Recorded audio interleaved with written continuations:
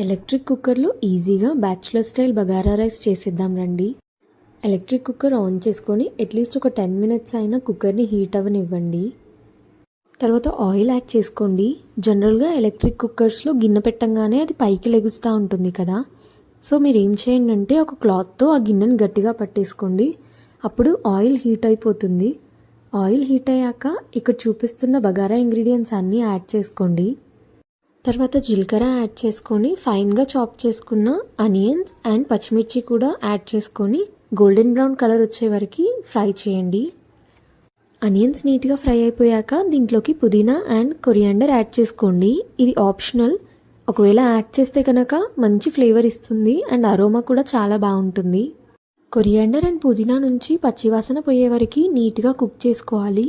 దాని తర్వాత కొద్దిగా జింజర్ గార్లిక్ పేస్ట్ యాడ్ చేసుకోండి. జింజర్ గార్లిక్ పేస్ట్ని కూడా నీట్గా కలిపేసుకోండి పచ్చివాసన పోయే వరకు. నెక్స్ట్ దీంట్లోకి మంచిగా వాష్ చేసుకొని పక్కన పెట్టుకున్న రైస్ని యాడ్ చేసుకోండి. నేను 1:2 రేషియో ఫాలో అవుతున్నాను. అంటే 1 కప్ ఆఫ్ రైస్కి 2 కప్ ఆఫ్ వాటర్ యాడ్ చేస్తున్నాను. రైస్ యాడ్ చేసుకున్నాక మీ టేస్ట్కి సరిపోయేంత సాల్ట్ కూడా యాడ్ చేసుకొని మంచిగా కలిపేసుకొని లిడ్ పెట్టేసుకోండి. అంతే, ఇంకా చాలా ఈజీగా bachelor style bagara rice ready అయిపోయింది. వీడియో నచ్చితే లైక్ చేసి మీ ఫ్రెండ్స్ అండ్ ఫ్యామిలీకి షేర్ చేసేయండి.